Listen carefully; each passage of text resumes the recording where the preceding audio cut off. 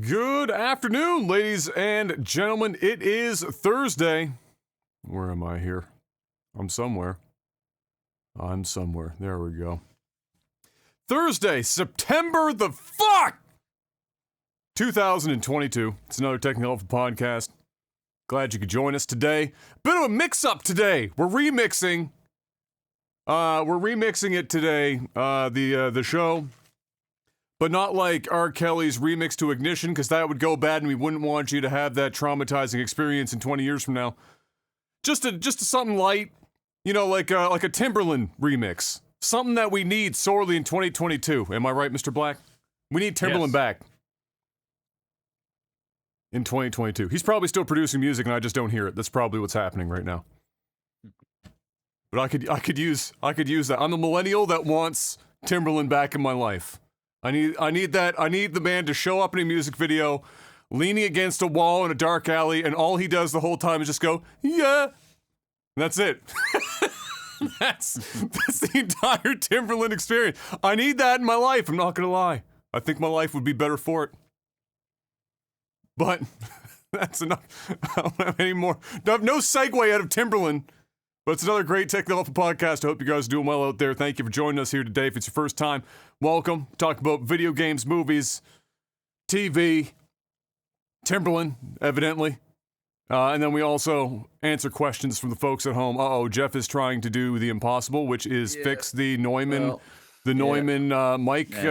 mic holder, which is a nightmare. It is. When I was renting one to try and see if it was the mic that I wanted to use, I fought that and I almost killed somebody.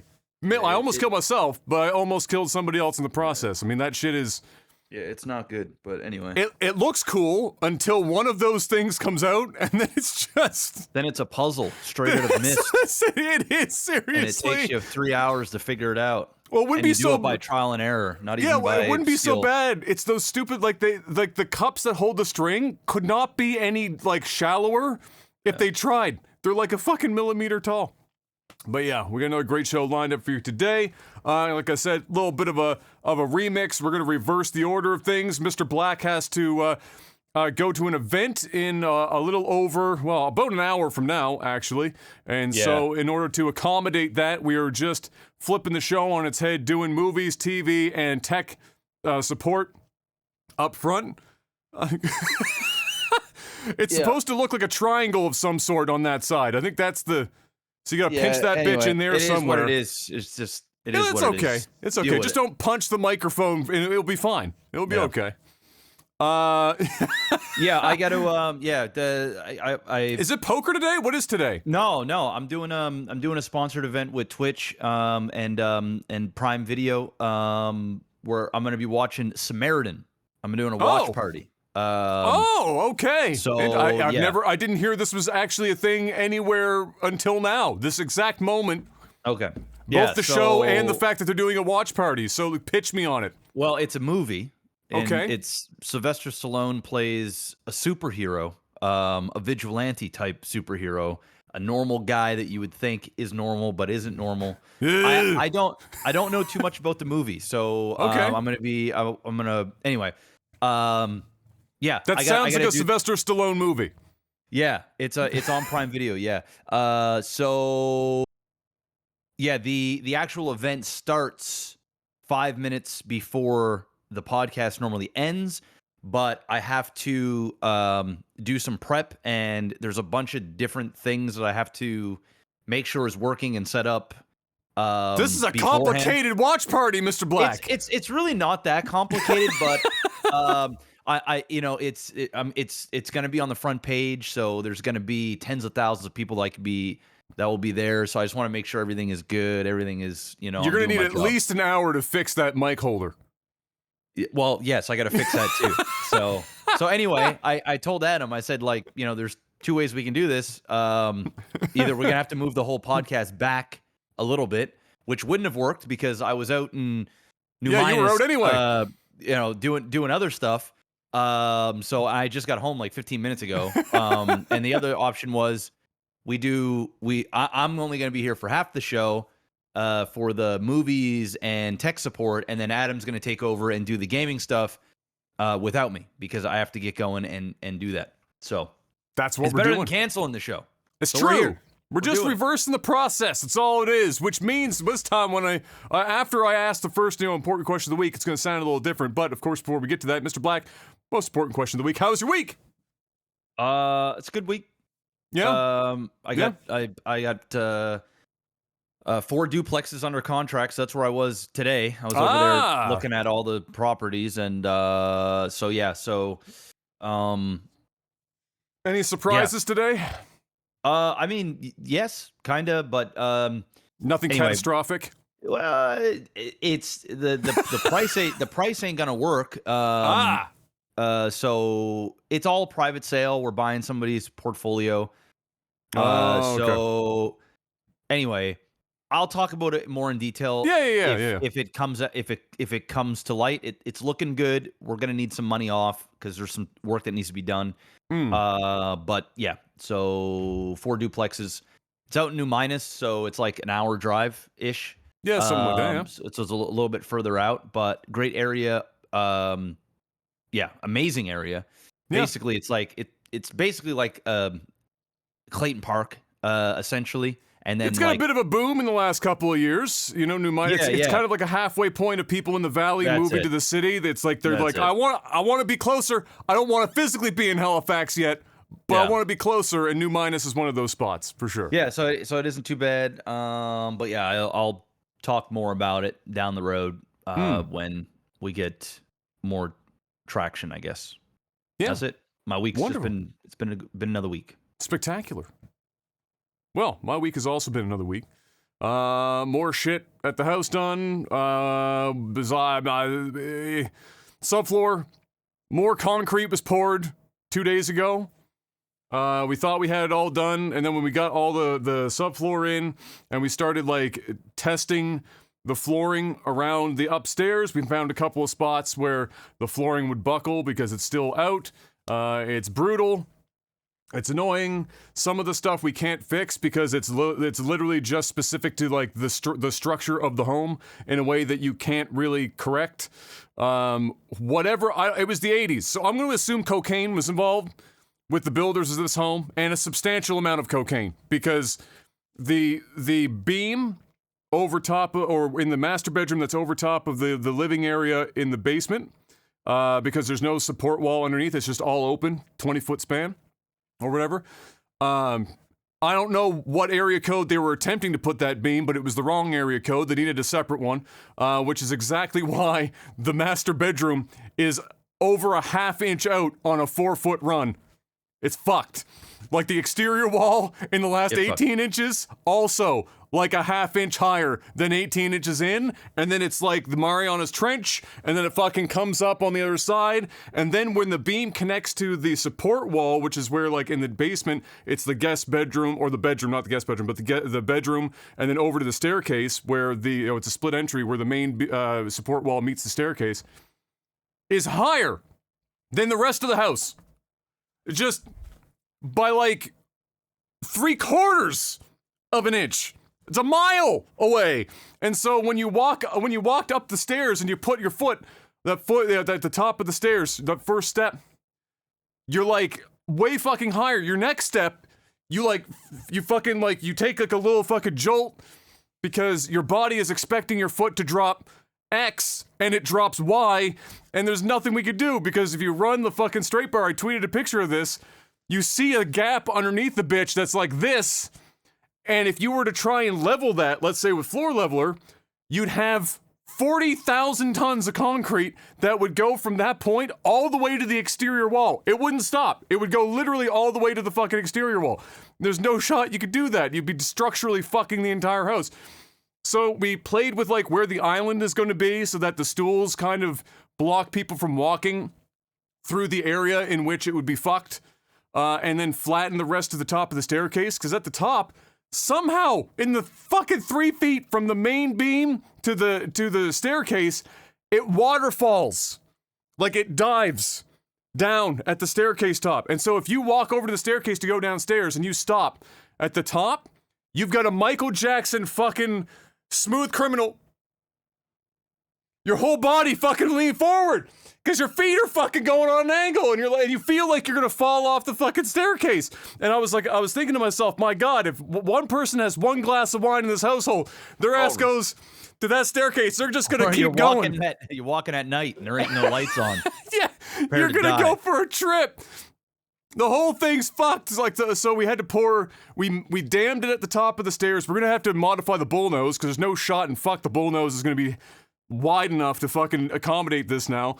But we had to, so we lifted up, we filled it in, and then we went around the half wall corner because it was also diving down, because on that half wall, just on the other side, they changed the direction of the floor joist from going front back of the house to width the length of the house, just for that 20-foot fucking span. For reasons, again, we can't fucking fathom. So there's like, it's all over the place. It's a fucking... If you wanted to fuck somebody up, you'd put like a house of mirrors in there, give them 2 shots of vodka, fucking send them inside, and they'd be blasting their heads through glass all over the place. It's a complete gong show. So anyway, spent the week fixing that shit. We're into the master bedroom now. There's like 2 more little small things that we will have to pour just to stop the flooring from buckling underneath. But everything else has gone really fucking well. Thus far. Thankfully, structurally, everything is great. We did open the floor up in the master to check to get rid of a squeak. And everything looks really good. Structurally, it's fine. It's just they were cooked out of their tree when they put the slab in, and then they never corrected anywhere else in the house. The whole house is just a fucking clown show. But we're gonna get there. We're almost there. At this point, I just take everything on the chin. Dad came up to me, told me that today, more concrete to pour. It's the 3rd time we thought we were done with the concrete, and I said, fuck it. Just go. Let's just fucking do the thing. Whatever. It is what it is. Also had our oven get sent back again because it was fucked a second time, and now it's another month wait. So it'd be 3 months waiting on an oven that only took 3 weeks to send the first one out. It's just the clown show continues, but it is what it is. Yesterday we cleared out a spot to take like our grass clippings and things like that and whatnot. Did some landscaping work while we wait for concrete to dry. It's a saga. We'll get there eventually. I might be 40, but it will, we'll get there eventually. All things you don't see. That's why I asked any surprises. All things you don't see until you actually be able to get your hands on a fucking house. You can walk around and you'll never see like 95% of the shit until you put a hammer through a wall and you're like, fuck! It's kind of the way it goes. Thankfully, nothing is structurally fucked other than the fact that you walk like you're drunk as shit. But with that being said, that was my week, which now means it's time to move on to not the usual, but it's time for movies and TV. There you go. The remix. As one might have imagined, Mr. Black, despite Lance Reddick's best efforts, Resident Evil's Netflix show has been canceled after 1 season. He tried. Lance put that show on his back and fucking carried the everlasting fuck out of that entire first season as Albert Wesker. And unfortunately, it was not enough to save the show, as it turns out. Shitty writing and turning one half of the cast and crew into Billie Eilish was not the answer to the Resident Evil problem, which still shocks me to this day that we have yet to figure out how to do Resident Evil, which is pretty straightforward. It's a fucking zombie movie. How do you fuck it that hard? Please stop. Put the IP down. Let it die. If you can't figure it out by now, leave it be. Just, it's a game now. It's not gonna, don't, stop. Stop. Did you end up seeing any of that at all? Did you? No? Probably for the best. Yeah. Probably for the best. Look bad. I took the fall on that one. It was bad. You watched all of it? I watched the first season. Oh, you crazy as hell. Yeah. We it was a while ago, and Em was like, "Oh, it looks like it might not be too bad," and I was like, "Listen, I already know," but like, and she was like, "Oh, let's give it a little look see," and then you get like a few episodes in, you get committed. That's what happened. Lance really did carry the shit out of the show. Like, all of his scenes, great. He did an awesome job. Oh my god, everything else about that show is fucking terrible. I'm not surprised. I'm not surprised in the least that they canned it after 1 season. Notwithstanding the fact that Netflix basically cancels everything after 1 season anyway. This was especially an easy choice, I'm sure, inside for them. The official trailer for Daniel Radcliffe's Weird Al movie, Weird, the Al Yankovic story, dropped this week, and I don't know if you've seen it. I watched the trailer. It's as gloriously fucking insane as I could have imagined. It's completely fucking crazy. And I have it here in my notes. I said, I'm being honest. I don't even know how much of this is 100% true and how much of this is stretching the truth for entertainment value, because it's Weird Al, and I can't fucking tell the difference.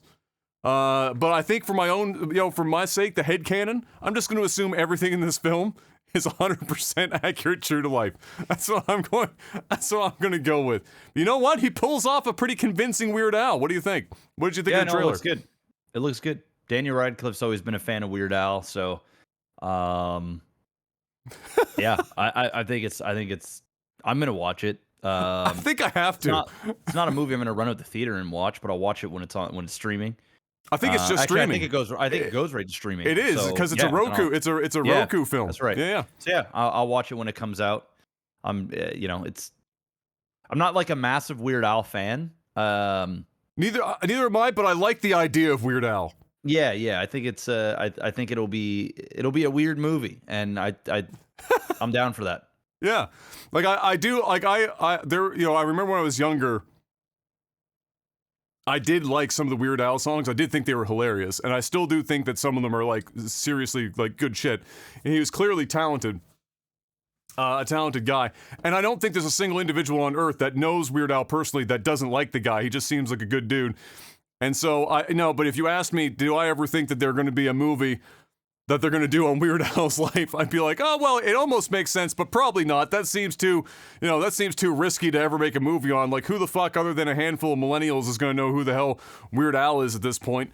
But I guess that's what they're hoping and banking on, is the Roku audience at home is a bunch of 30-somethings looking to relive the Weird Al story in real time. Yeah, I'll definitely try and check it out for sure. Where was I here? Apparently the Academy, Mr. Black, thought in all of its wisdom that it would be a good idea to call up Chris Rock and be like, hey, Chris, we know that some shit, let's just say perhaps crazy shit, went down not all that long ago with you, and it was a bit of a bad experience, but would you like to come back, do the Oscars? To which Chris said, fuck, what do you know? Of course not!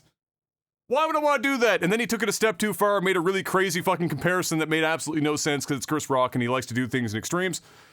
But I did have to put this in here because I just like the idea of anyone at the Academy stopping and thinking to themselves like, hey, I wonder if Chris wants to come back. Well, I mean, they obviously want him there for ratings. I mean, oh, clearly. Did they really think he was going to be like, oh yeah, I'll come back? No. Yeah, no.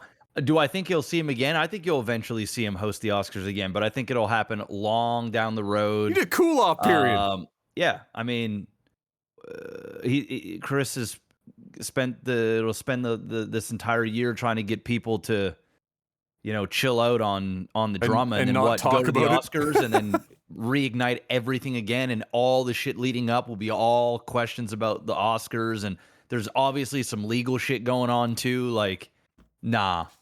Like, Will just put out, like, that really fucking scripted canned apology video that was, like, every shitty YouTuber apology I've ever seen in my life, sponsored by his son's water company on the side and shit. It was fucking that shit was whack. And then to, like, ask him if he wants to come back, I was just like, oh, this is comedic. Just the idea, just the thought.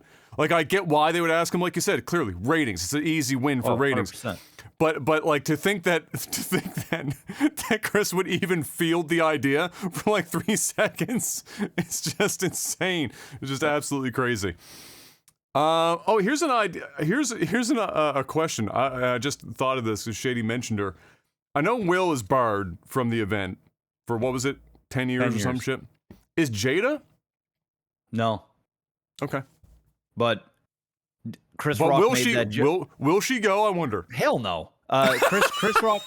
Chris Rock made that joke. It's one of the reasons why as well. Like in the Will Smith apology, when he the only reason you're here. Well, no, the last time he hosted the Oscars, he made a joke about Jada, and it's why there's been some tension to begin with, because Will Smith says like, stuff with her past and all this other stuff. And Chris Rock made the joke along the lines of like, something about fuck, had something to do with Rihanna's panties. He was like, it's like he said something about the lines of it's like me asking to be in Jada here at the Oscars. Oh, is getting like, invited to the Oscars is getting like invited to the Oscars is like getting invited to like Rihanna's, panties getting or Rihanna's some panties shit. or something. It's like I wasn't even invited. You know what I mean? Like he made Something some like that. joke along those lines. Yeah. And so yeah, no, I mean Jada ain't getting no Oscars. She ain't nominated for shit. She most certainly ain't gonna go without Will. She's. In my mind, I was like, now I don't know if everyone that's there is invite only or not. I have no idea how it works. But in my mind, I was like, I know she's not going to get an Oscar, clearly. I know that Will is largely the reason she was there even the last time. But in my mind, I was thinking her ego is so fucking big. In her mind, it would be like, I got to show everyone that I'm going to show back up and just be there. Even to just be at the fucking Oscars or some shit. And all the stupid shit that would come along with it. Nah, she ain't going. You won't see the Smiths back at the Oscars for at least a decade. So, by then I wonder if his son will stop capitalizing the first letter of every word in his tweets. He's got 10 years. He's got to fucking grow to that shit eventually. Warner Bros. Mr. Black evidently wishes that they never did the Snyder Cut. Talking about this apparently in the last week or so. They were apparently hoping that it would silence the fan base, which was, originally the reason why this happened. A bunch of people were losing their mind about, the fact that that all this, this movie was held back by the fact that Snyder couldn't just do his thing and go wild with it, and then finally release the Snyder Cut bullshit went on forever and ever and ever, and they finally caved and said, fine, do the stupid fucking Snyder Cut, and so they did. And now they're apparently wishing that they didn't because they thought that it was going to, quell the demons, keep them at bay. No, it made it worse.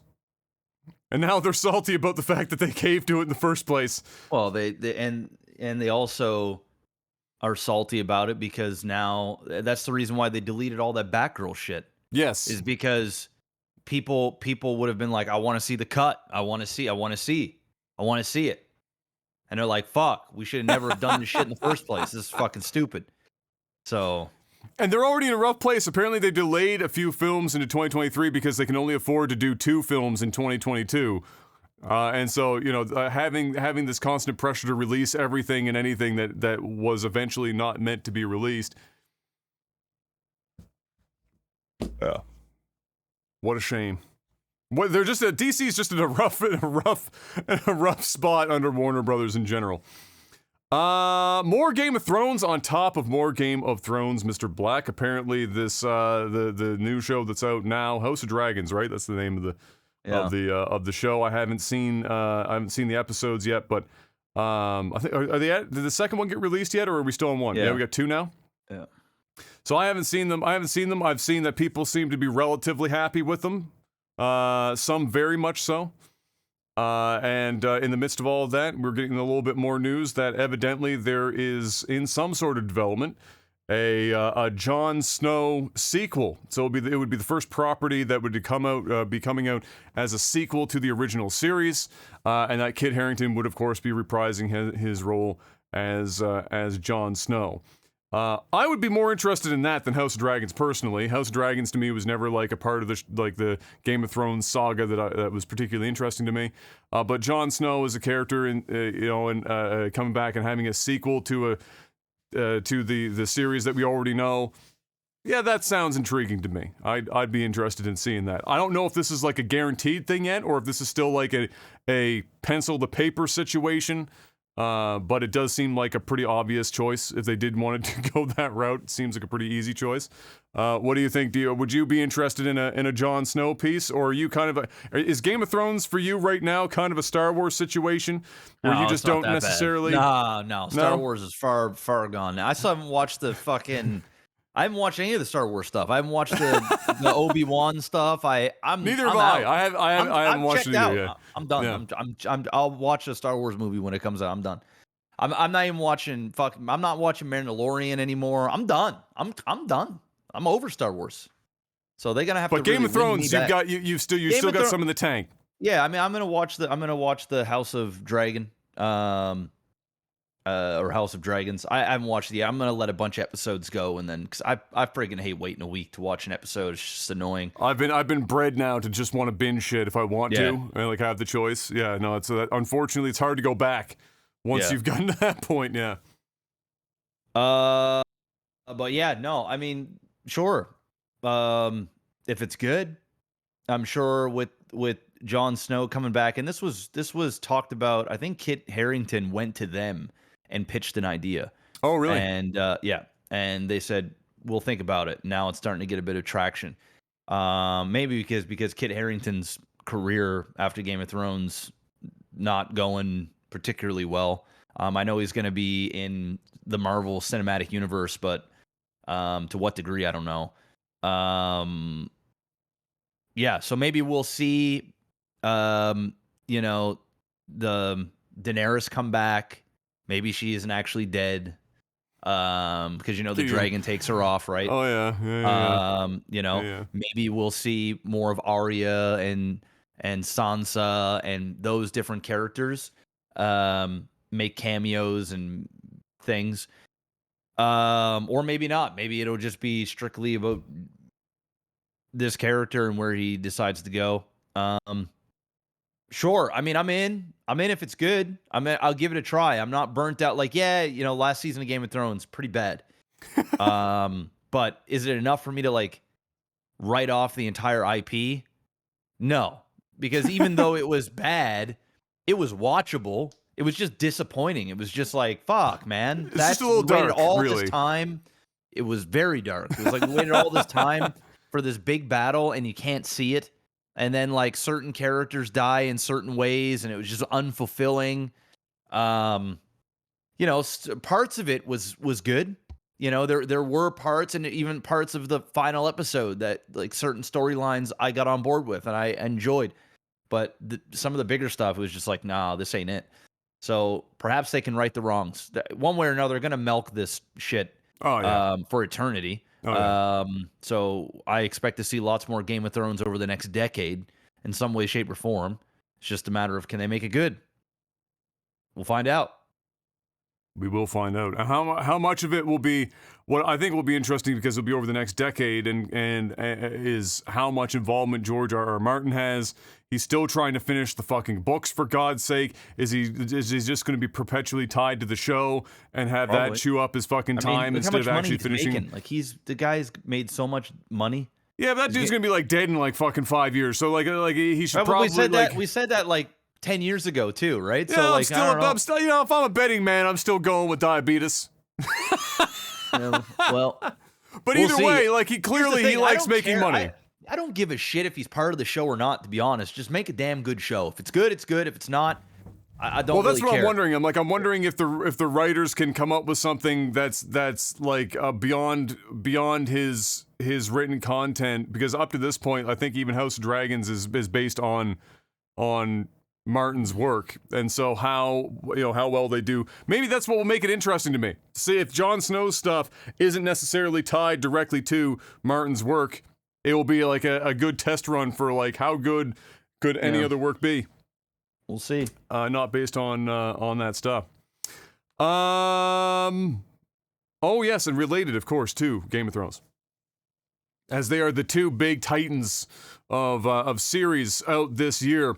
Lord of the Rings officially got the first reviews coming out. I think it debuted Rotten Tomatoes with 82 reviews at about an 85 or something like that. I think it's dropped since then. I don't know where it sits at this exact moment, but it seemed like the initial reviews were generally positive about it, which is good when they've spent $750 million. You better damn hope that it sits at around an 80 or higher. And so the only thing though that I've seen other than the trailers is that the people started somebody posted the intro to the show online, and it immediately has spawned like a million memes because the fucking intro to this show, I swear to God, have you seen it yet? No, I haven't. Oh my God! Please, just briefly, while I'm talking, No, just man, I don't want to ruin nothing. I want to go. There's not. I want to go believe watch me. the show. Believe me, there is less than nothing. I'm talking black. Just like you are not going to get anything ruined. Trust me. Trust in the process. This fucking intro for a $750 million Lord of the Rings series is shockingly fucking bad, and it looks exactly like a 1990s soap opera intro. Like identical. I can't think of which one off the top of my head, but I think one of them has an almost identical process. Like I don't know if it was like General Hospital or like Days of Our Lives or some shit. Just seeing it now.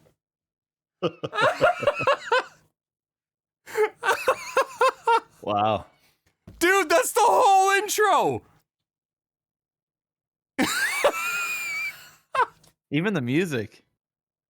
It's straight out of 90s soap operas. Days of Our Lives. It's got to be something like what the fuck? If somebody hasn't already put the Days of Our Lives fucking like opening theme to this. They're all looking at the camera and just like whisking off to the side and fading out. Wow. 750 schmil for that. Incredible. You know, maybe they just spend all the damn money on the show and just said, you know what, like, just get everybody to stand Like, we just here need something. We need, like, literally anything. It's the 11th hour. We need to push something to fucking product. Please, just fucking, I don't know, green screen. Somebody get a green screen. What a meme. Oh, dude. It's an incredible meme. I'll tell you what, I thought, if you ever asked me, hey, what do you think the intro is going to be like for the new Lord of the Rings show? This would be nowhere on the list of things. The shit looks like this. Like the Sunset Beach. Have you ever seen this? That's what it reminded me of. I gotta boot this up on my phone. Let's see. Oh yes, it's so 90s. Like so much of the 90s was like this. Yeah, it's crazy. Like the slow, like the looking at the camera and then like the soft pan out and like the. It's so bad. Wow. Oh my God. Interesting. Yeah, so anyway, apparently the show's good, but that intro, wow. That was a choice. That was a very interesting choice. So, yeah, now I'm more interested than ever to watch this show if that's what the intro is like. Holy cow. But anyway, yeah, it's, good reviews so far from what we've been seeing. Hopefully it is good for the money that they spent. I think it was Jeff Bezos said one of his sons or his son, when he found out that Amazon was doing this show, came to him and said, "Don't fuck this up." That's if that is true, then God bless Jeff Bezos' son, because he's saying what everyone else is thinking. Don't fuck this up. You don't get to take Lord of the Rings and fuck this up like some other shit. Make sure this is good. Unfortunately, that intro is not instilling a lot of confidence right now, but we're gonna have to wait and see what the actual episodes end up being like. You know what else isn't inspiring a lot of confidence, Mr. Black? Leonardo DiCaprio's fucking dating game. That motherfucker is a meme. The other thing that's been all over the internet for memes this week is Leo DiCaprio has broken up with yet another girlfriend basically the day she turned 25 or 26. 25, yeah, he doesn't date past 25. And then they've got like, I've watched some sort of chart there where it shows like all his different girlfriends, and it's showing how old he's getting, and then how old his girls are, and it shows the 25. It's just like, you're done. It's like, it's got a shelf life. Hey, he knows what he wants. He knows what he wants. Oh my God. And he gets it clearly because it's Leo DiCaprio. It's Leo DiCaprio, man. So it doesn't matter. But I mean, these girls ain't complaining. But you know, they know what they're signing up for. Somebody said, what was it? Made a very funny point to that I thought was quite funny. They said, what was it? They said, we're quickly approaching the point now where Leonardo DiCaprio's girlfriends aren't going to know him as the teenage heartthrob that we all grew up with. They're going to be like, oh yeah, I'm dating that dude from The Revenant. Like they're gonna be like born in a year where like Leo like most of his career was over and he was doing old man shit, and he's still gonna be dating 23-year-old models. I mean, Nobody else seems to like care when other people do the stuff. You know what I'm saying? Like, No, it's just that it's so like, obvious. He's so obvious about it. But you see other dudes that are far older than Leonardo DiCaprio. Oh, sure.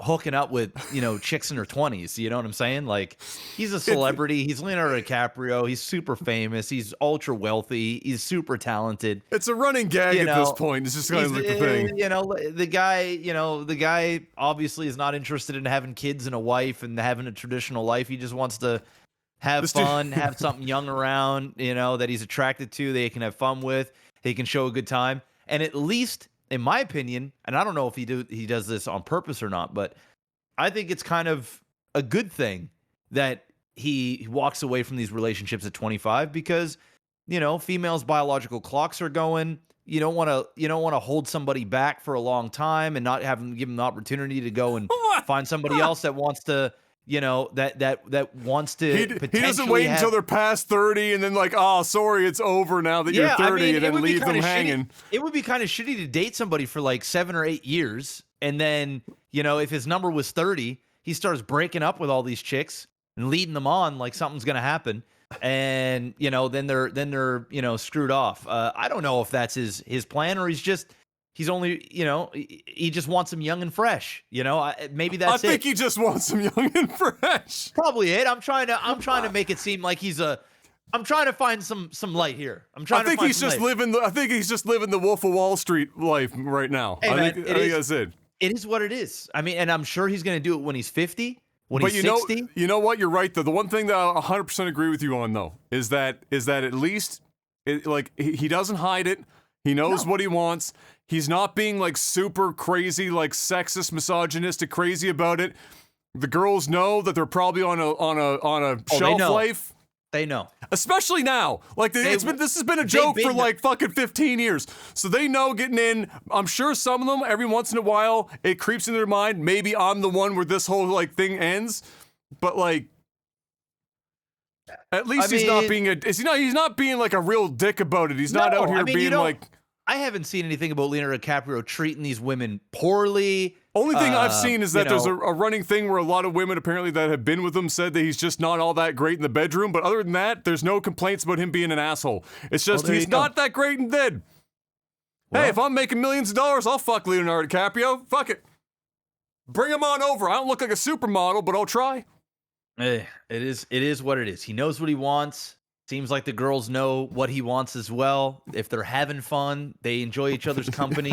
He's not doing anything wrong. They're not underage. They know what they're doing. He knows what they're doing. Is it the model that I think men should look to Probably do? not. No, absolutely not. No. But let's not pretend his life is very different than the vast majority of people. Maybe he doesn't want to be in a long-term relationship because he puts his work first over everything. Maybe he knows his limitations and what he wants. And he doesn't want to lead women on. He just wants to have some fun. He probably shows them an amazing time and they get to do things that, most people probably can't do. And that's that. That's the way I look at it. I don't know. He might be a dick behind the scenes. He might be an evil person. I'm not hearing it. He just likes him young. I feel like if that was the case, we'd probably have heard about it by now because he's been doing this for so long. Like one of the girls, somebody would come out and be like, Leonardo DiCaprio is a fucking misogynistic asshole. Yeah, I don't see that though. You never hear that. It's just that it does make an unfortunately great joke that Leonardo DiCaprio can't seem to fucking keep a girlfriend past 25. And it's a pretty great joke. Yeah. And it's 20, it's like they're 23, 24, 25. At least he's not like going to like an 18-year-old or a 19-year-old. That would be fucking weird. That's that's even more weird, Somebody in their mid-20s, I don't think that's that weird. I don't. By 20, it's still not like it wouldn't be my fucking preference because I feel like I don't even know how you communicate with somebody that's 20 plus years your fucking junior. But the weirder part would be if they weren't like just grown ass adults. By the time you're like 23, fucking 24 years old or whatever the fuck, what's up to a degree. You are definitely grown up enough to know what the fuck is going on. Especially when it comes to Leonardo DiCaprio. You fucking know what you're doing. That's for sure. Oh yeah, like a Dane Cook. Yeah, true. Yeah, don't be Dane. Dane met his now wife. I think they're married now. When she was like 15, and then like the day she turned 18, they were like posting on social media, and then now they're married. Now they're married. Don't do that. Probably don't do what Leo is doing, but definitely do not do what Dane Cook did. That shit's fucking weird, and probably illegal in most states. That's all I've got for movies and TV. I don't think anything else really is cropped up that I've seen. No, nothing here either. Nothing here. Hit on most of that. And so that means that it's time with about 20 minutes left to get into tech support. Oh, you know what? We're going to have to switch up. First, hit me up with that cello real quick, Mr. Black. We're going to have to squeak the cello in first. Patreon.com/lagtv. Head on over there. Support the podcast. If you guys want to keep the show going, we do appreciate it. NordVPN. NordVPN.com/OTT. Use the promo code OTT. Get a massive discount. They got a big special going on where if you get the subscription, you get 4 bonus months plus you get that 30-day money-back guarantee, which means try it out. If you don't like it for whatever reason, get your money back. If you don't know what a VPN is at this point, I'll explain it to you again like I do every week. It's a virtual private network, which means you can mask your IP to a different region, country, city, wherever, so that you can bypass region block content on the internet. You can watch different regions of Netflix and other streaming services at the click of a button. You can also, and the most important part, is you stay safe and anonymous. So when you're out and you're traveling or you're at public Wi-Fi, so you're at Walmart or McDonald's or Starbucks, and you're using their Wi-Fi, instead of connecting to those Wi-Fis using your own given IP, you can mask your IP through NordVPN on the mobile app, whether it's a smartphone, so if you got an iPhone or an Android, and then you can surf the internet and stay protected, so that, you know, people that do bad things and steal people's information can't get your direct info. They would have to bypass a VPN. And Nord does an amazing job at keeping those threats at bay. Not only that, you can have it for your desktop. They have a desktop app. You don't even have to be running NordVPN's VPN. You can have just the threat protection running in the background on your PC.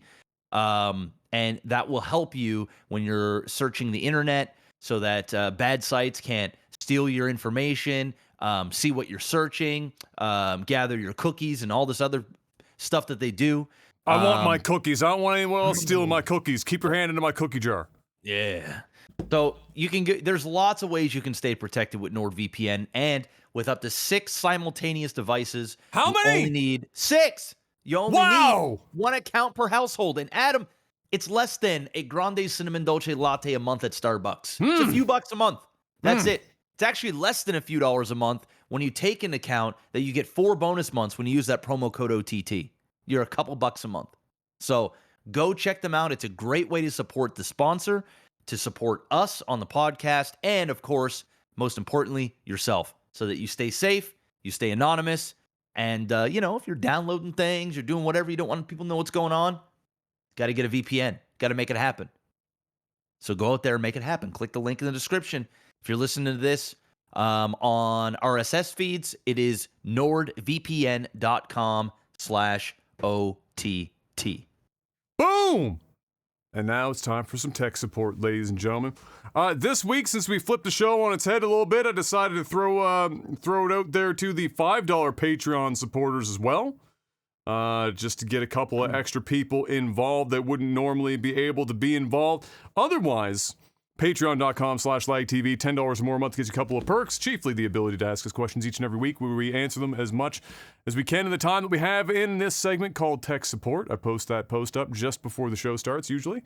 But like I said, this week was a little different, so we opened it up to the $5 champions out there. It's about half of our sub base is at $5. The other half is loosely at the 10.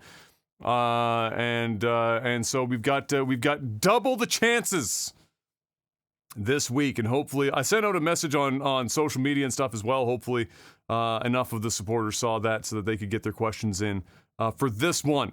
So let's see what we got this week.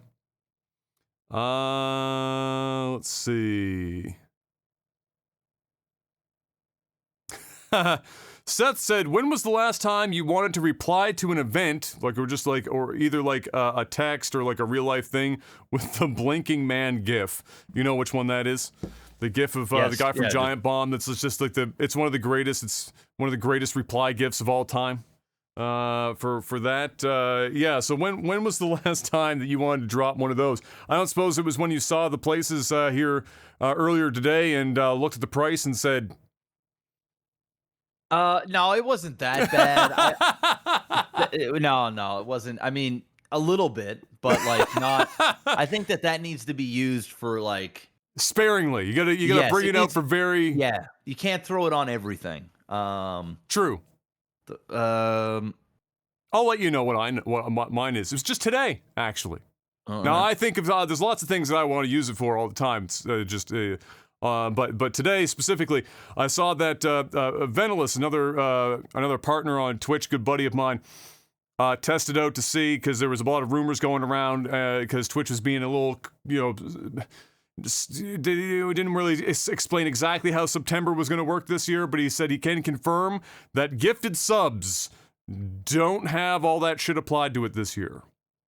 So it's only people getting the sub themselves. Does any of that stuff apply? Making this arguably the worst September of all time. But that I saw that, and that was definitely, I had a blinking man moment on that one today. For sure. Mine would be. Ooh.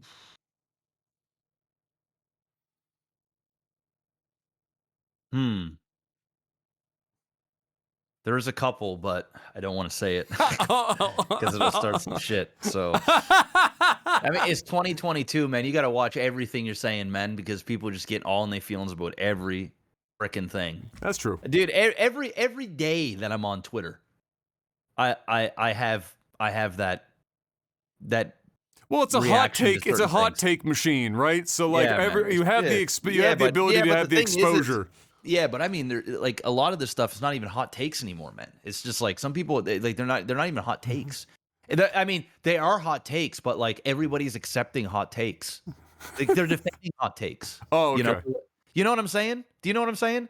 Like shit that people, there's shit that people are doing and saying. Yes. On social media. Yeah. That like if you were to go out and say how you feel about certain things, and those certain things are hot takes, you look like you're the one making the hot take. Does that make sense? Oh, I think I know. Yeah, I kind of get what you're saying.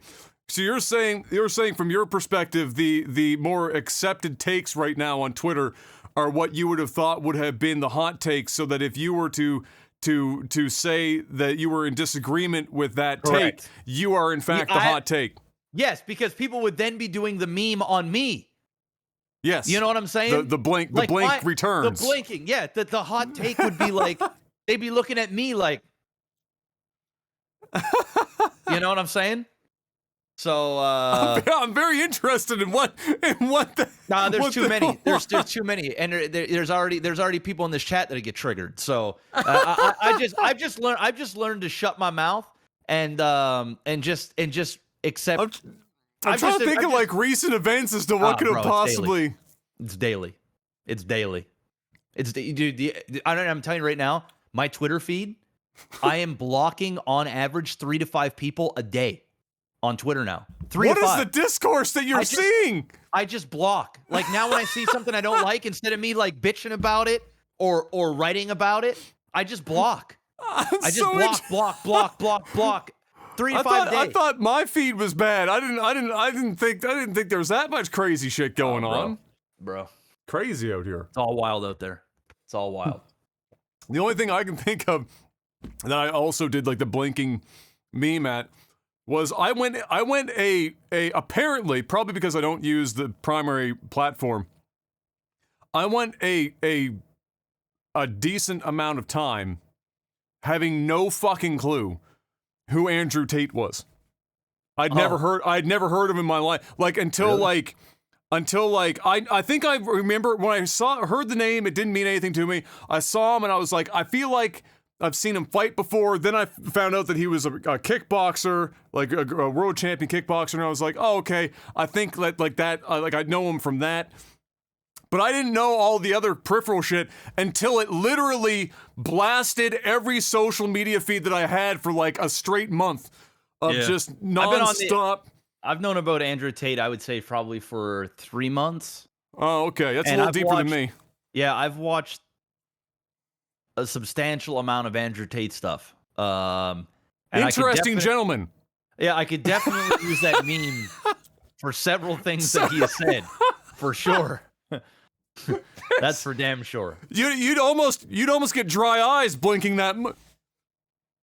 You'd almost have a fucking seizure from giving yourself a fucking flashbang from all the blink. He's got some hot takes for sure. It's definitely some hot takes for sure. Yeah, but yeah, lots of it, no doubt. Mario asks, love your games, by the way. Shout out. My wife and I bought a house recently and are super happy with what we got considering the circumstances and current housing market. Literally, if you get a house at all right now, congratulations, you've done it. You fucking did it. Just to find inventory is a fucking win at this point in a lot of places. We got a 20-year mortgage, fixed rate of 199. Holy shit, so you locked this in like fucking probably 9 months ago now, at least. For that kind of a lock-in at fixed. The only thing is that it's not in the city, but about 20 kilometers away from it. Oh, that's nothing.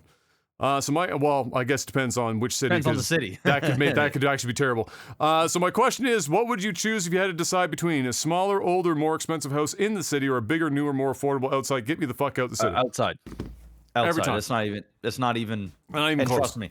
If you're young, which you probably are if you're listening to this podcast, and it's your first time buying a house, you're probably in your late 20s. Oh, then it's Croatia.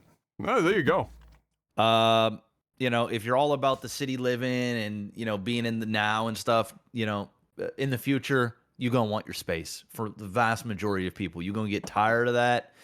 And, I would pick outside of the city for a bigger, cheaper house any time of the day. The only time I would not consider that is if the city is a major big city that takes hours commute because of the distance between your house and you work in the city.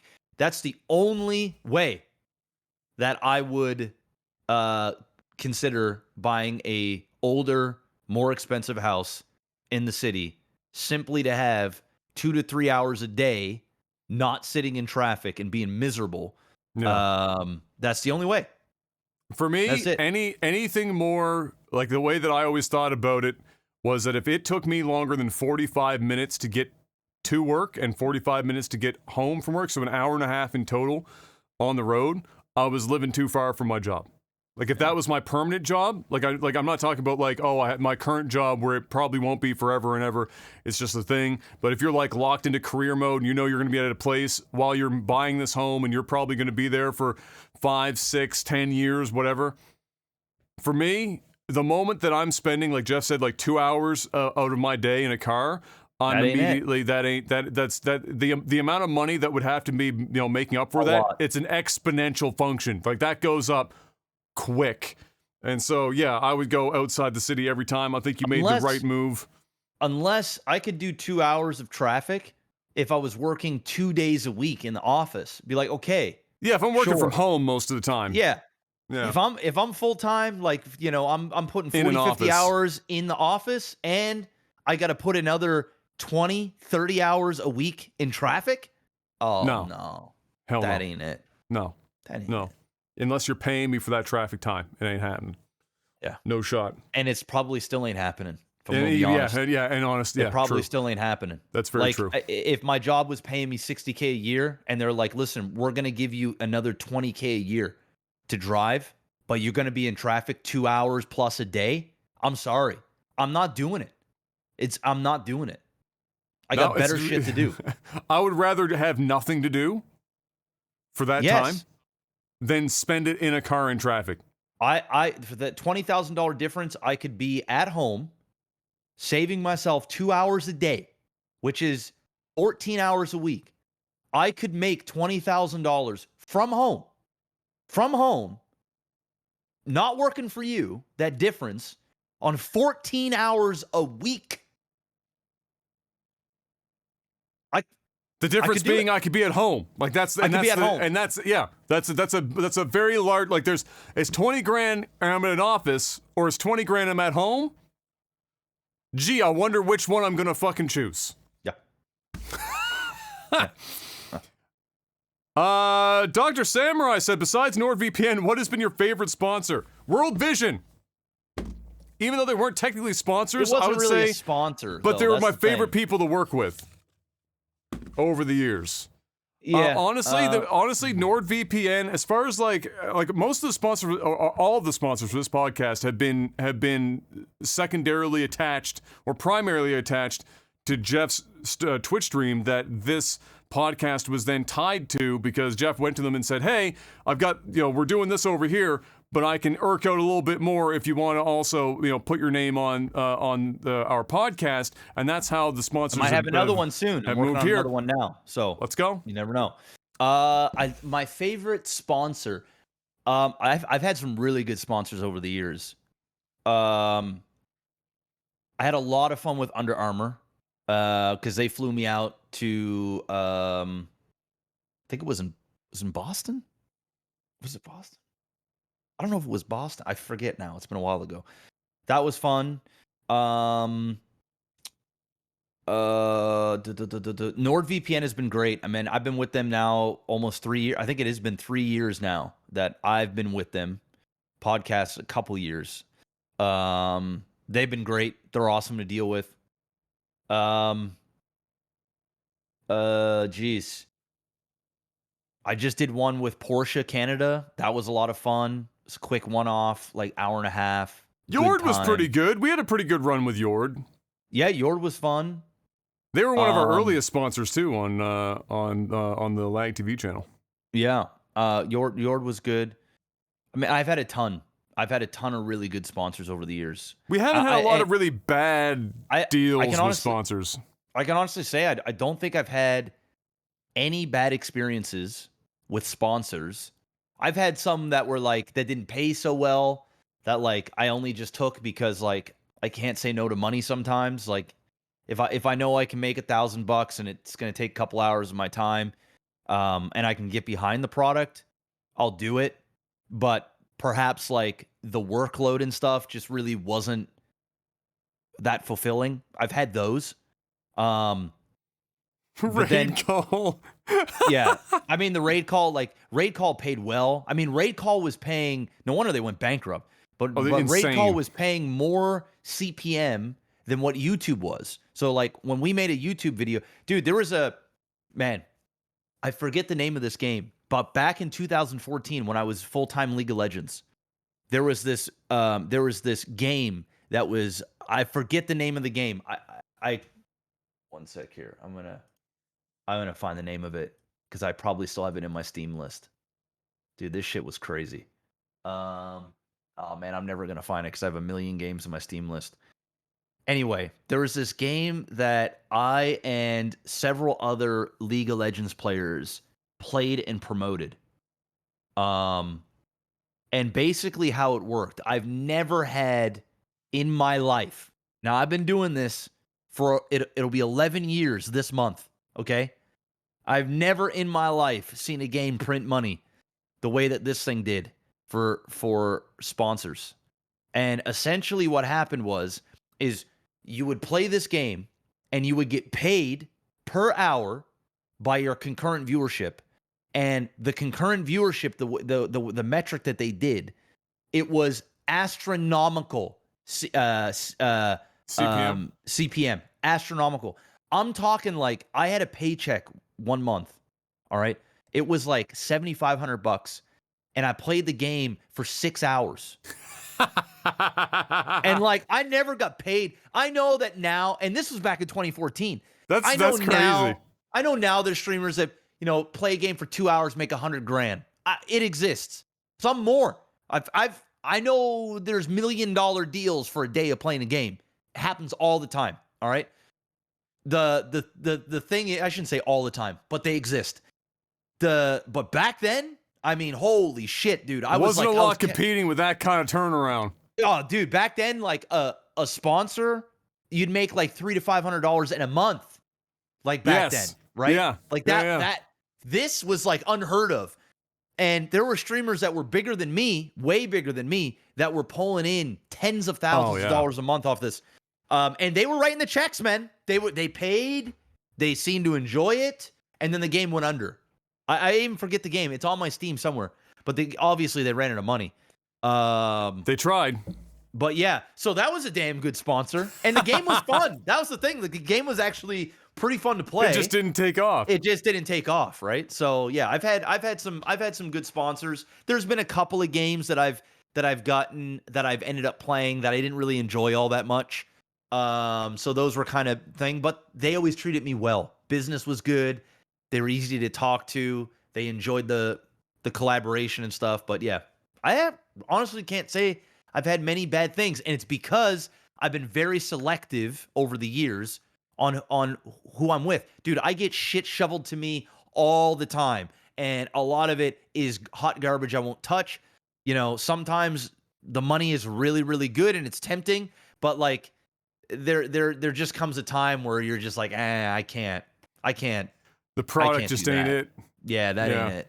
That ain't it. Let's see. I'm gonna try and see some names we haven't seen before because I don't know. They're probably in the $5 tier. Swats Up asks, "What's the best TV show intro?" Well, now that we've talked about Lord of the Rings being obviously not it, are there any that you would never skip hit intro while watching? Honestly, not a lot, but I can name a couple. I mean, if I go back in time. Power Rangers. I'm going Fresh Prince. Fresh Prince is dope. Original Power Rangers. Good. Also dope. X-Men cartoon. That's good too. Fucking dope. If I go more modern. Rugrats, pretty good. Rugrats, fucking dope. I always watch the Rugrats one. If I go forward in time, more recent, first season of fuck me. True Detective. My brain fucking fried for me. That's a good first season too. True Detective's intro. That was like the thing now is that after True Detective did that style of intro, every doing it. fucking and still happening now. Yeah. Doing that style of intro, but that one is still the best of all of them. In that style. Yeah, that was a really good one. Otherwise, not many. A lot of intros are real fucking easy to write off and just, get me through this shit. But yeah, those are some good ones for sure. I mean, The Simpsons was always kind of neat because they changed so frequently, right? It was like, what's going to change in this intro? All right, Jeff's got enough time for one very quick one, and then he's got to fucking bounce. A few minutes and I got to bounce. Let's see if we can find another one here. Well, I can answer this real quick. Actually, I'll save that for when Jeff's gone because it's specific to me.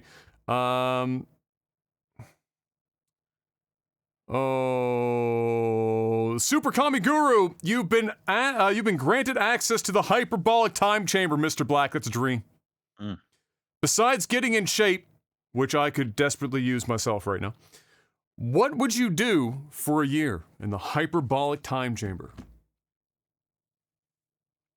Is it hyperbolic or hyperbaric? I don't know which one it is. I think it's hyperbolic. Is it? I think so. I think I've heard it pronounced in both ways, but I'm pretty sure it's hyperbolic time chamber. Yeah. In the context of the show, anyway, I can't remember. Like what else would I do?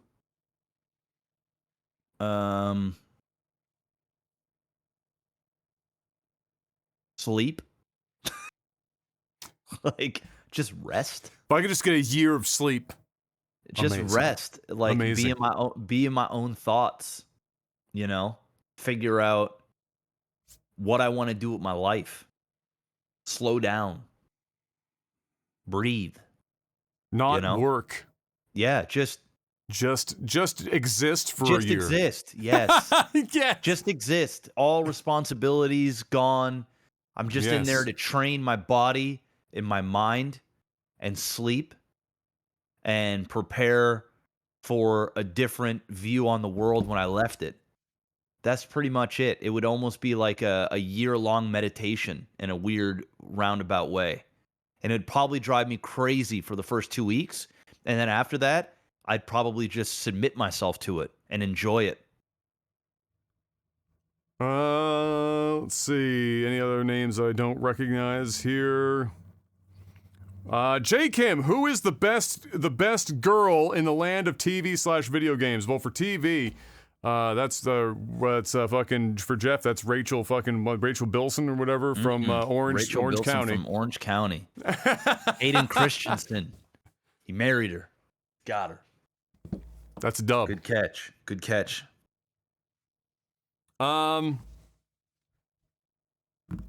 Although I'm not gonna lie. So what exactly is the question? Said who is the best girl in the land of TV and video games? So best girl for TV, movies, best girl for video games. I don't really know chicks for video games. So that's a hard one for me to answer. But yeah, I mean Rachel Bilson's pretty she's my teenage crush.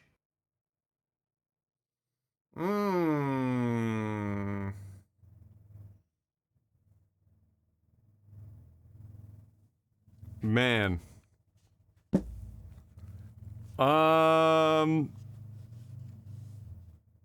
Man, for movies or TV. For movies and TV when I was younger, my first ever one was Tia Carrere from Wayne's World, the girl from Wayne's World, Wayne's girlfriend. That was like my first ever movie-related crush. Then later on in my teen years, for movies and TV, it was Olivia Wilde was mine. And then as far as games go, best girls for games, man.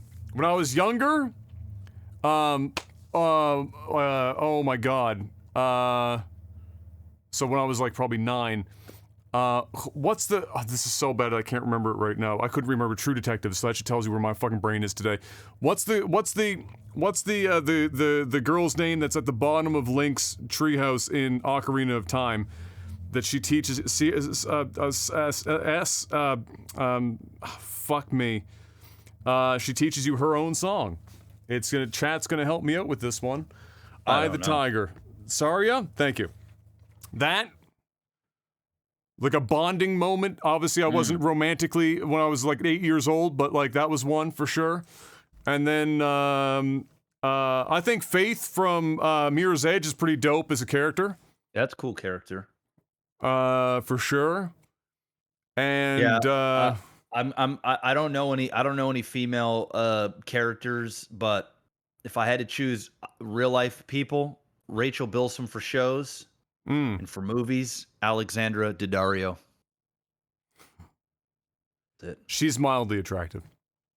Mildly. Mildly attractive. It's mildly. For sure. And I guess I'll stop there. I don't want to get into another one because I think you've got a dip. You got a dip. That's it. So, ladies and gentlemen, this is the part of the show on this remix where we say goodbye to Mr. Black, and you guys have to listen to me solo this bitch with a cartoon character version of Jeff on the other side of this camera setup for games. I had 2 dates. It was like a Saturday and a Thursday. I have my party poker stuff on Saturdays. I cannot skip. So you guys only get me for half the show. But let's be real, guys. You basically only get Adam during the games news stuff anyway. That's true. So it's going to be right back at home. All right. Thanks, guys, for all the love. We appreciate you. I will see y'all. I'll be here for the full show next Thursday. All right. All right. Godspeed. Have fun and good luck with that fucking mic boom. All right. See ya. Peace. All right, so ladies and gentlemen, you just got me. Well, since we're already in this segment, really, or we're just in this segment as it is, I will just I'll answer a couple more questions while we're here, just so that some more get answered.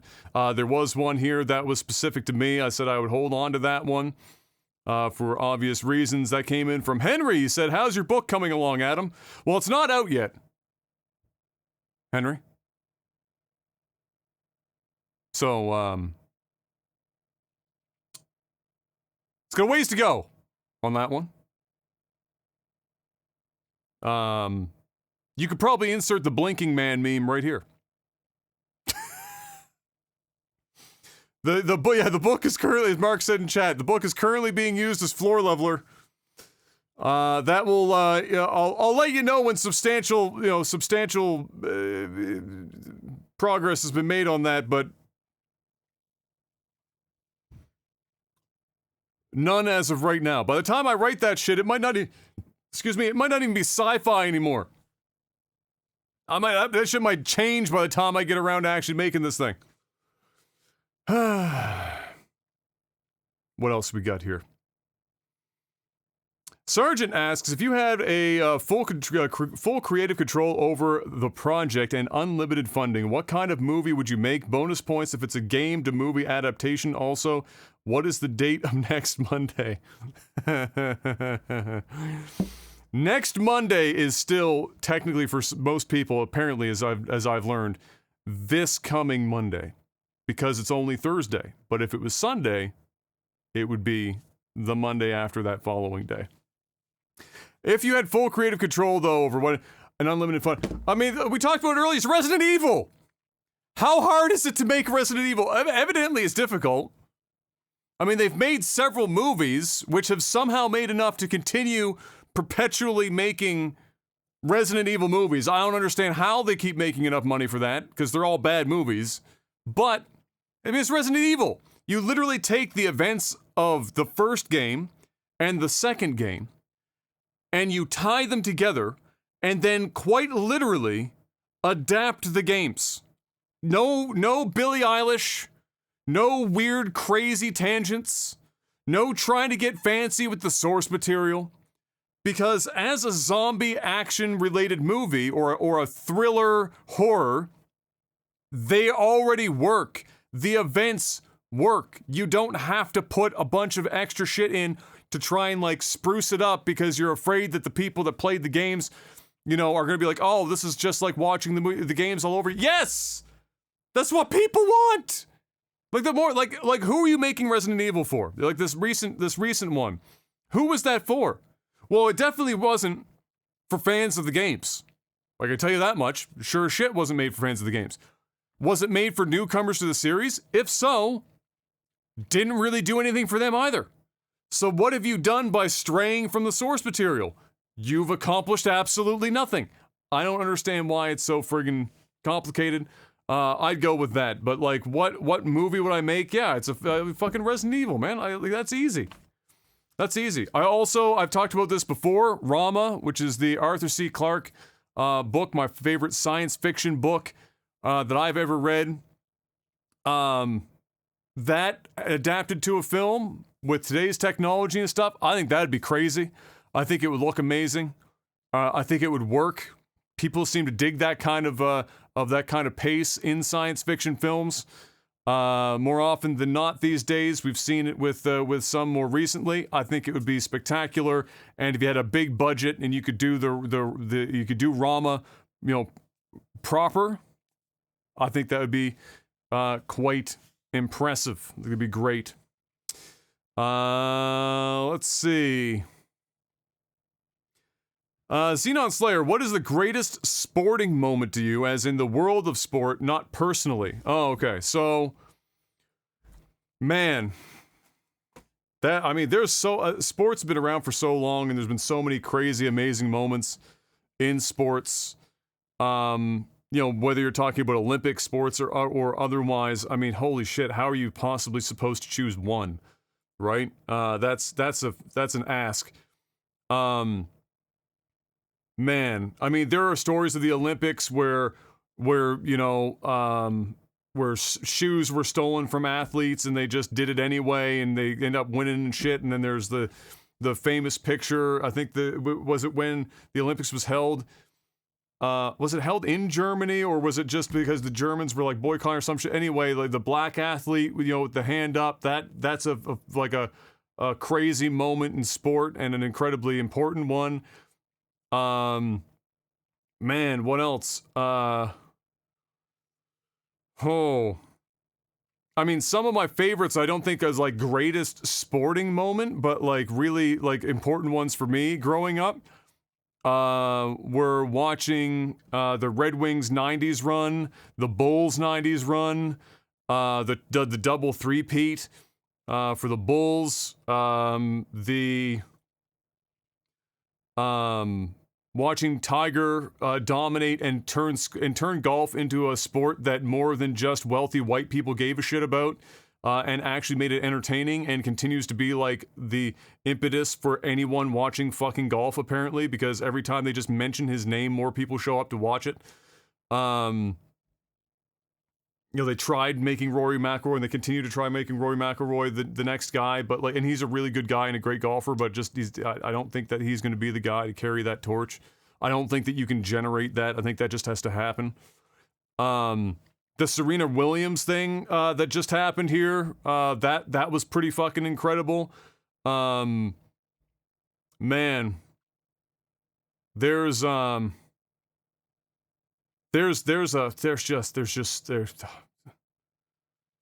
God, how do you pick anything? Watching Usain Bolt smash records in his Olympic and World Championship runs. Michael Phelps and his getting decorated like a Christmas tree with medals. Fuck me. I mean, there's just you could keep going on and on and on. Like the sport. The thing about the crazy thing about sport is that like a lot of things it evolves and changes over time, and athletes get better and better, and sometimes records will be held for 50 or 60 years and then they'll finally be broken, and other times they just change hands multiple times in an event.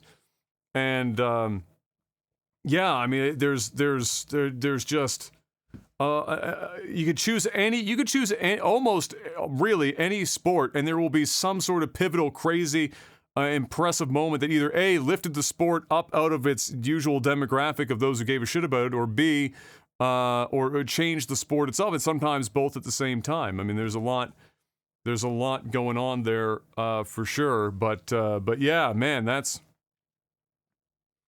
a good question. Lots of really important and impressive feats in sports in general. Let's see.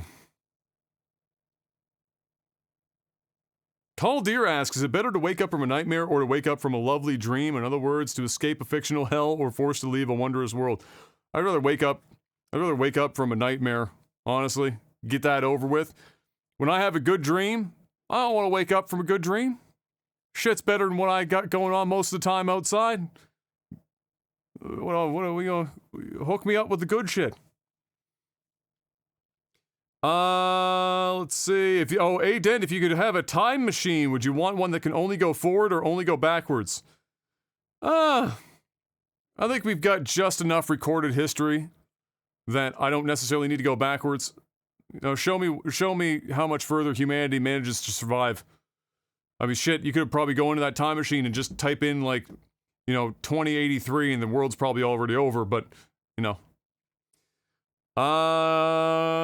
let's see, is there anything else here that we could squeak in? I think that's pretty much it. I think we'll stop there for the tech support segment, which means it's time to move on to, we don't even have a jingle for it, game news. That's all we got. Game news. Just me and you. So sit down, grab a snack. Let's talk about some game news. First up, and probably the biggest news of the day, because, well, it happened today. 343 Industries released their updated or state of the union type stuff over there for Halo Infinite. Their developer update video. And unfortunately, I wish I had a bunch of great news for you if you haven't already seen it, but guess what? Not a lot of great news. 343 Industries still up to their neck and probably up to their eyeballs at this point, or forehead and beyond. They might actually just be 6 feet under the water at this point, but all the same, things aren't looking stellar for Halo Infinite. They're well, let's just talk about it, shall we? First up, Forge, which is the thing that as far as I'm concerned, is kind of the only thing that will keep this game alive long enough to give the would-be 10-year service shelf life of this game any hope of surviving anywhere close to 10 years, is entering beta this coming November. And I say beta because it's not the full release. It is the beta. So we're not getting the full meal deal there in terms of like the finished product. We are getting a beta, but it's to launch in November. And we'll see what people can come up with. People are already out there with limited tools doing amazing things. I saw a version of the Toy Story Andy's bedroom that looked really good, and, replete with a Jenga tower with interactable physics for it.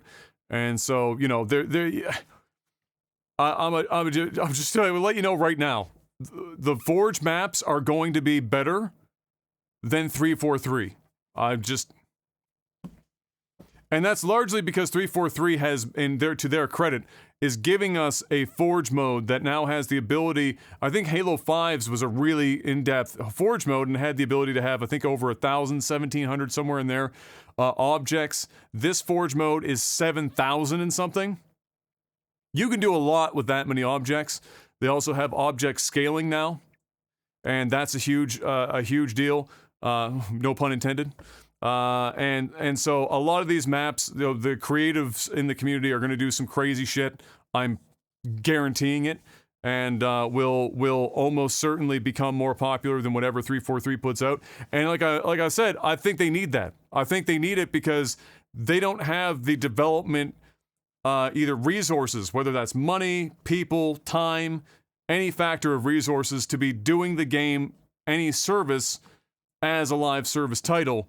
Clearly, at this juncture, they need something to help bridge the gap. Forge is a good way of doing it, and so we've got the Forge beta coming out in November, which I think is a little later than they had originally planned, but nevertheless, it's finally on the way.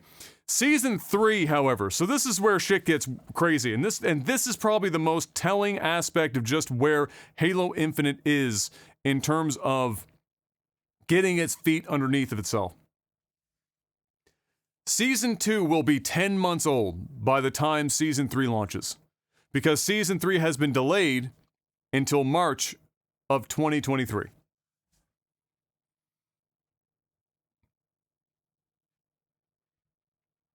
That's a long time. That is a very long season. That is just shy of a calendar year for a single season in a live service game. It's unheard of. In fact, it will be the longest that I'm pretty sure that's the longest singular season in any active live service game.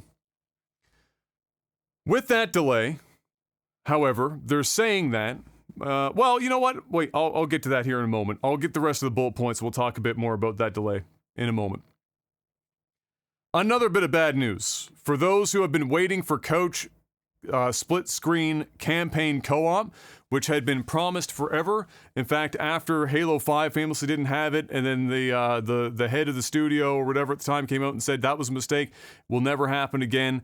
Halo will continue to have it in the future. And then Infinite was like, yeah, it's coming, but they didn't have it at launch. Then they didn't have it at the delayed launch. Then they said it's still coming, and we were reaching the date in which it was supposed to arrive, and then it comes out, and today Joe Staten just literally low-key slips it in. Whoop!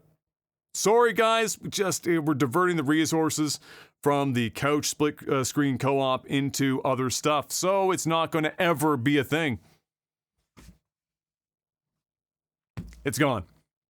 So don't look for it. It's never going to happen. They are bringing co-op, network co-op. That is still happening.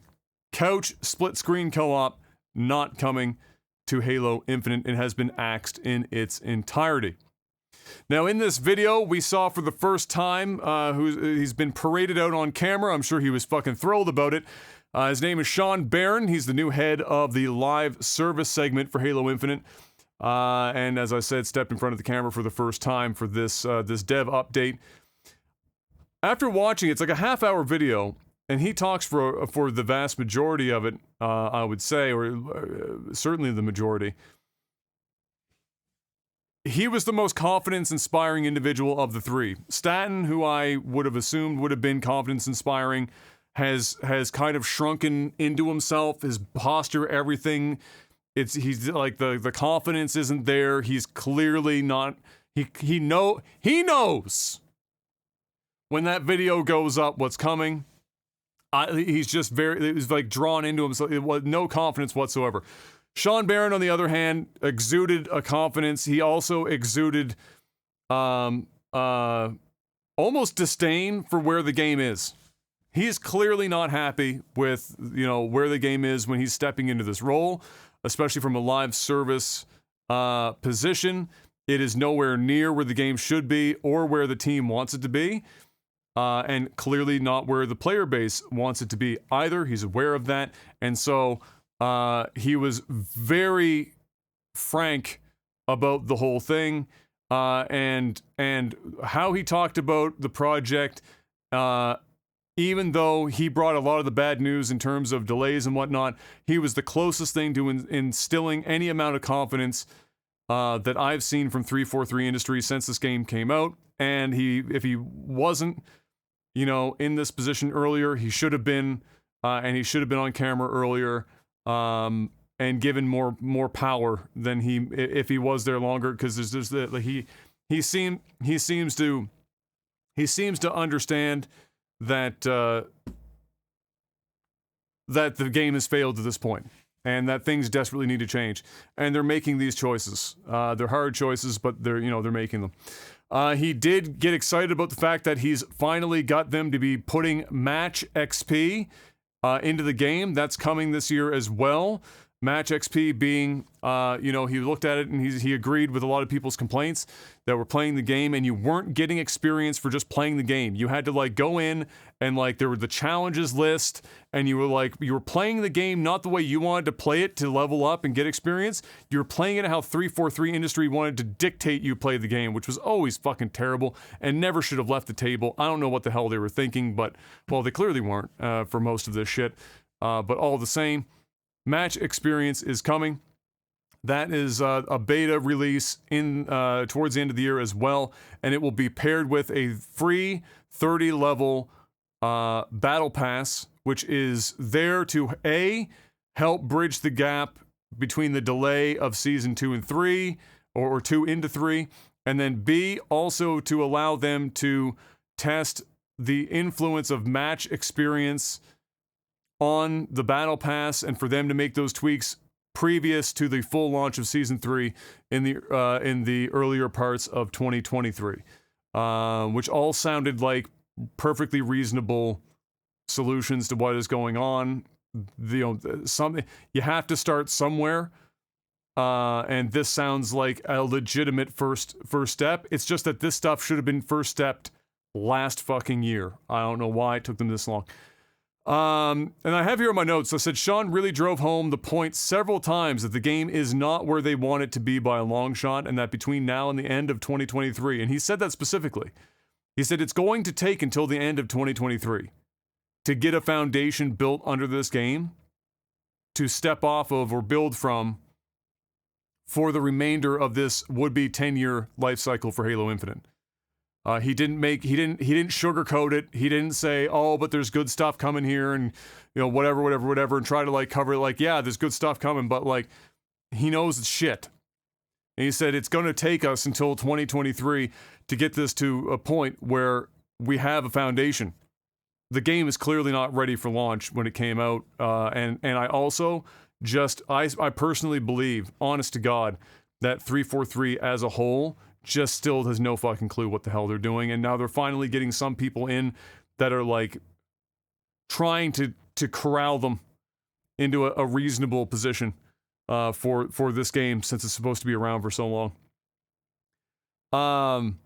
And he did also mention multiple times a term he called seasonality, where he said, for live service games, it's completely unacceptable to have these seasons take as long as they are, or be as long as they are.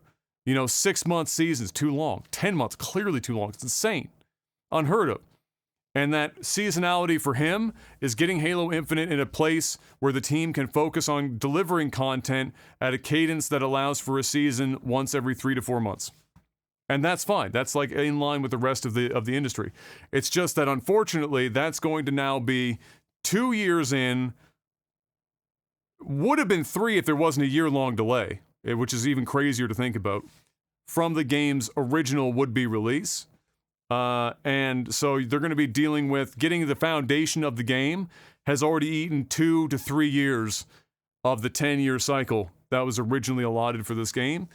And that's just unfortunate. I think for any game like this, from a team that was built specifically to make Halo games, you have to remember 343 Industries. They are Microsoft. They were built on ex-Bungie employees originally. They know mostly Halo, and they were built specifically to focus on and produce Halo games. And they have kind of fucked that since their inception and continued to struggle with it. So, to think that the game has come out and is going to take 20+% of the life cycle to get to a point where it should have been at launch, it's kind of an indictment on 343 Industries as a developer.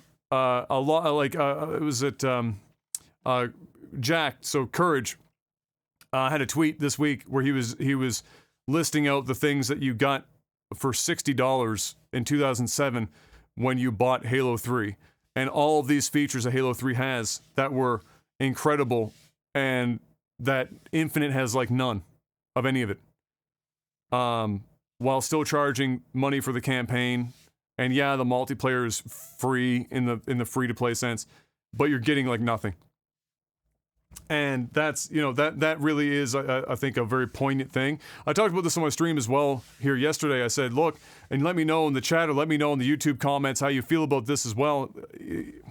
If you had the option for games today to be as fleshed out and as solid as they were in 2007, where you were getting like a Halo 3, a Modern Warfare, things of that nature, and you got that today, would you rather that or whatever they're trying to pull off right now? And for me, I'd sacrifice a lot of visual fidelity and a lot of like some of this like what they think to be improvements to the game if it meant that I got the package that we were getting in 2007. I'm taking that every time.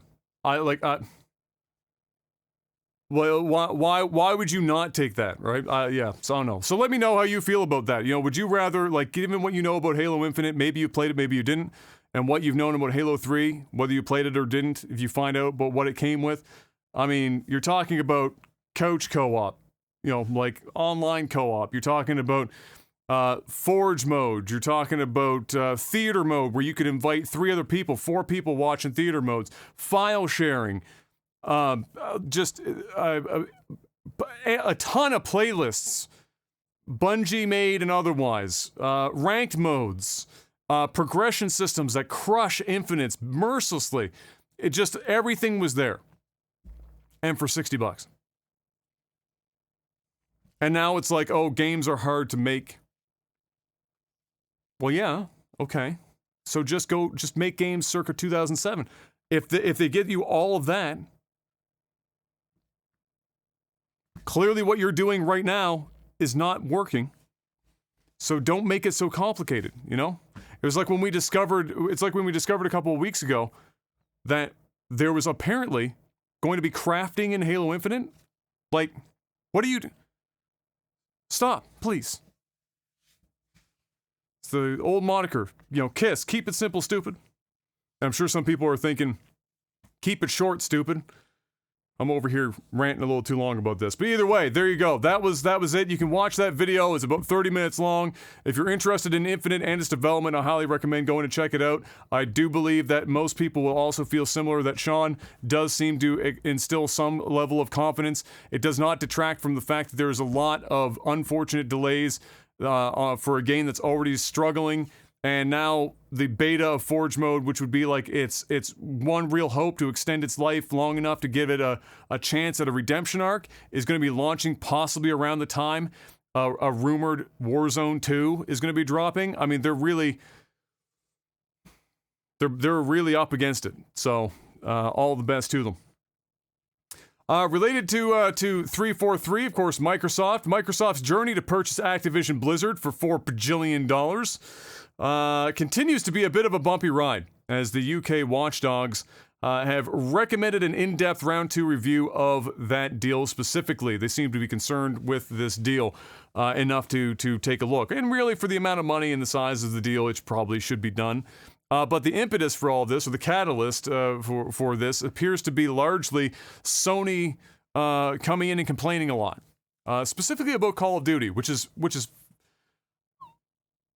I think it's smart, but also funny, because it's smart because on one side, I think them complaining about Call of Duty being the thing that like has them scratching their heads over whether or not this is a safe deal or a monopolistic deal is kind of funny, because it's really of the deal, or of Microsoft's position in this industry right now. It's like it doesn't mean anything.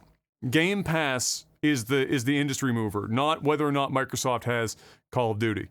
There are tons of Call of Duty competitors, many of which right now are doing better than Call of Duty. And then on top of that, it's funny because they can't know the industry that well if they're that concerned about it. Sony is number 1 in the industry right now. It's the industry leader. Microsoft is third, and a distant third. So it is kind of funny to hear them, get away with inciting some of this, given the current status of Microsoft in the industry. It is a major deal. It should be looked at 100%. But at the same time, the reasoning for them baiting it into being looked at this heavily seems a little misplaced in the grand scheme of things.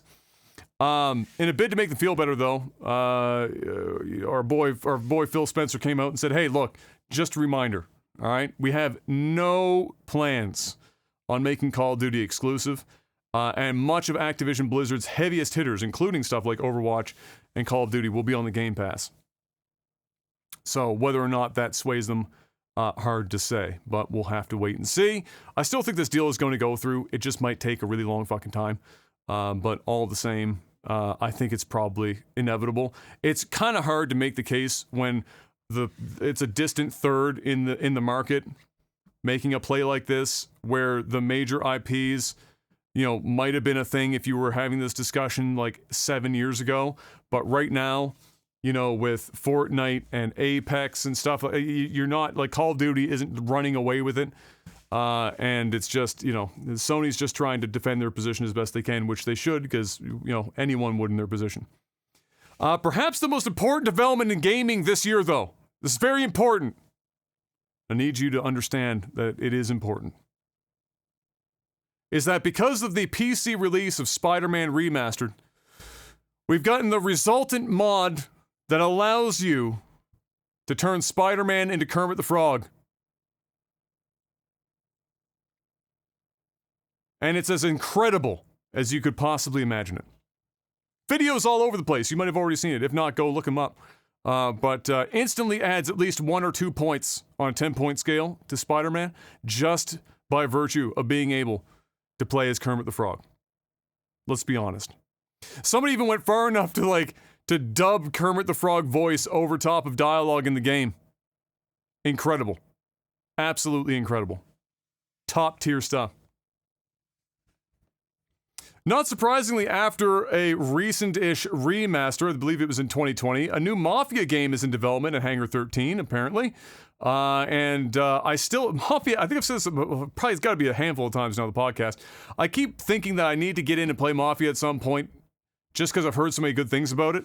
But we'll see what this new one is, if it's a sequel, prequel, or something else, if I need to play the other ones first. But they've gotten good enough reviews, and it's a bit of a cultish thing, a cultish following for the games as well. That just makes me a little bit interested in it. But yeah, for those who are fans of the Mafia series, you're going to be getting some more of that, and that was confirmed here, apparently here in the last week. And this is a new one for sure. The creators of Wild Arms and Shadow Hearts, for those JRPG fans out there, are thinking outside the box a bit, and they've announced a double-header Kickstarter campaign. Maybe this has existed before, I've never seen it, but the double-header Kickstarter campaign. So one campaign, 2 games. Spiritual successors to both of those games I've just mentioned will be part of this one campaign, and the 2 games are called Armed Fantasia and Penny Blood. So be able to check out that campaign, I guess. If it isn't already started, it is forthcoming. And so if you're a fan of those first 2 games and you're like, man, I could go for some more of that, well, they're going to try and give it to you for the price of 1. So there you go. A leak has informed the gaming world of what Logitech's new Switch/Steam Deck handheld called the Logitech G Gaming looks like. I have to say, Logitech really going in with that branding. Logitech G in front of everything. This is like some Trump type shit at this point. You don't need Logitech G in front of everything. That's stop it.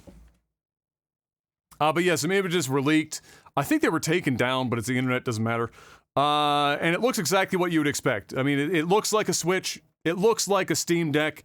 It's a little bit more round. Roundish. It's a softer edged looking thing than perhaps a Steam Deck. Either way, it does look exactly how you would envision if Logitech branding slapped itself on top of a Switch or Steam Deck kind of a situation. And featured prominently in the pictures was the Google Play Store, but I also saw a couple of Xbox logos, an Nvidia logo. Chrome was on there, which makes sense given the Google Play Store, as well as YouTube, of course. And so I don't know. There might be info, because I think they announced this like a month ago. There might be info on it, but I'm not 100% sure what what it runs on. If it's an Android-based system of some sort or what, I have no idea. Probably a lot of streaming going on there. If you're seeing like the NVIDIA logo and whatnot, and so yeah. Either way, more competitors in that space. As it turns out, Nintendo coming out with that Switch, making big waves. Everyone wants to get in on it. Logitech is the next one in the fold. While FromSoft has taken, I think we mentioned this in the podcast as well not long ago, while FromSoft has taken the position that they want to not just be wholly bought up in this era of everyone buying everyone in the industry right now, Sony and Tencent will be increasing their ownership in the developer to 14.1% and 16.3% respectively. So Sony at 14.1 and Tencent at 16.3. With Kadokawa still owning the majority of the company. So I guess the idea is they're still looking for injections of funds, but they don't want to, blow the whole fucking company and have it be sold entirely off. But all the same, they're strengthening their positions. FromSoft, very hot right now. So hot right now. They can't seem to miss. All their games are huge and keep getting bigger and bigger, and which is impressive because, man, like we've talked about before, to think that we'd go from Dark Souls, which was like this niche game with this crazy reputation for being the hardest fucking modern game made, and like Twitch kind of like built it up because everyone wanted to see other people struggle through playing it, and now here we are with Elden Ring, and Elden Ring has sold millions and millions and millions and millions of copies in a way that I don't think anyone would have necessarily foretold back in the day. And so they're doing very well, and certainly anytime they're going to come out with a game, a lot of people are going to be very interested, especially now with Elden Ring having done so well with so many people purchasing it. I'm sure that they're going to be very successful. It'll be more of a question of where's their first slip up, right? Are we watching a CD Projekt Red situation where eventually a Cyberpunk comes along? Hopefully not. I don't want to jinx it. That would be awful. We don't need more Cyberpunks in the world. At least not in the form of the Cyberpunk, release. But all the same, hopefully they can continue that going and make their mom and dad Sony and Tencent proud. Next up, here we go again. And by we, I mean me. This is me talking to myself. I do that sometimes. Konami will be announcing a new game at Tokyo Game Show that they have described as being part of a series that is beloved around the world. Now, when that first statement came out, of course, my feed was awash with, oh my god, Silent Hill finally? Is this it? Is this our moment? To which I was like, man, do I even want Konami to do Silent Hill at this point? I don't know if I trust them to do it. I didn't know how I felt about it either way. But it doesn't much matter anyway, because apparently the word on the street is, with the insider knowledge, that it is unlikely to be, what's the list that I have here? Castlevania, Metal Gear, or Silent Hill. Which begs the question, what other franchise beside Castlevania, Metal Gear, and Silent Hill do Konami sit on currently that's gonna get the people going? You know, what do they got? What else is there? I don't even know what that is. I guess we're gonna have to wait and find out. I don't know. It's a Tokyo Game Show. We're gonna find out. But evidently it's unlikely to be one of those three, so buckle up for whatever the heck that is. And lastly, what I got for you guys is that it seems that a earlier leaked image from this week of a apparent forthcoming Assassin's Creed game has been confirmed now by Ubisoft. That is a thing. And has a number of fans of the series excited because it resembles the first games more than recent titles.